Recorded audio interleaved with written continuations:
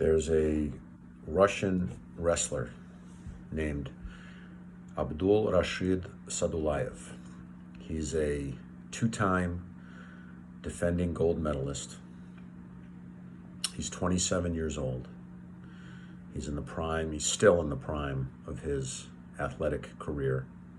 He probably would have one, if not two, Olympics left in him.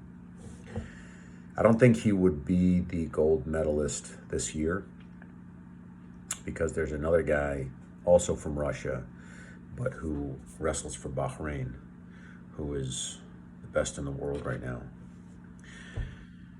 But Sadolayev was disqualified or banned from competing in the European Olympic qualifiers because of his views on the Russia-Ukraine war. Apparently, he supports Russia in that war. And because of these views, the International Olympic Committee banned him, which I think is ridiculous. I do not support Russia in the Russia-Ukraine war, but I think that banning people for their thoughts is crazy. Also, we don't know if those are his real thoughts. I don't know what his actual stated views are. I just read an article that said he was banned for his views. I don't know what he said. I don't know where he said it or where they were published. But for all we know, he's scared to say that he doesn't support Russia in the war because Russia's government is oppressive, and here's a person who makes his living competing athletically for his country. That's how he supports himself. That's how he supports his family. That probably, almost certainly, is his main form of income, if not his only form of income. So for him to say something that would jeopardize that is understandably scary to him. So maybe he doesn't support Russia in the war. We don't know. But the bottom line is, I don't understand why the International Olympic Committee saw fit to ban this person, one of the top athletes in this country, one of the top athletes in the world, for views that he holds, for thoughts that are in his head. That's crazy.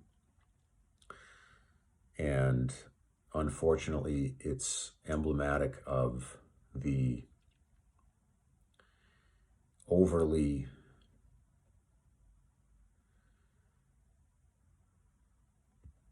liberal side of our politics these days.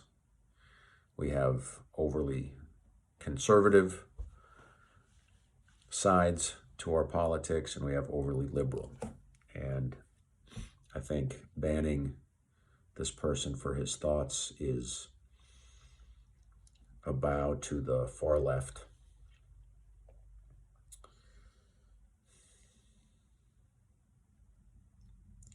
And I view it as very unfortunate. Now, if he were to go abroad and commit a crime against a Ukrainian because he doesn't like Ukrainians, if that's the case, then he would pay the penalty. He would pay the consequences for that crime. He would go to jail or whatever. But he hasn't done that. He might have said some things. Who cares? What is the International Olympic Committee, or any governing body for that matter, doing monitoring what people say, people's thoughts, You should monitor people's actions.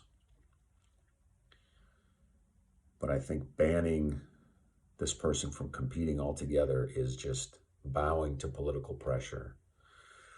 And it's a sign of the overly brittle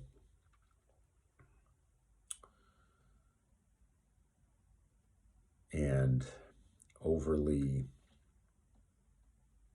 just scared political times that we live in. People are scared, people are terrified, and they want to point fingers and blame and castigate and cast people out. It's like what life was in the Soviet Union, or what even life was here during the Cold War, when people were accused of being communists here, and you could just send somebody to jail or ruin their life or their career by calling them a communist. It happened in Hollywood. You had Senator McCarthy and his witch trials in the Senate. It's crazy. We should be able to discuss things. People should have the right to their views. I don't think people should incite violence. I don't know if it's within the First Amendment to incite violence verbally or not. I don't think people should do it.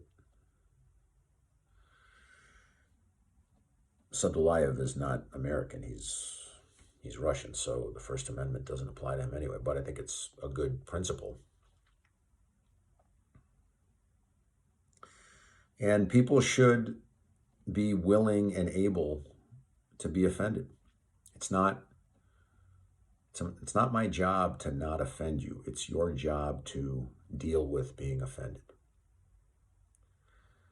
And that can mean telling me that I offended you and having a conversation about it. But trying to regulate and illegalize speech and expression is terrible.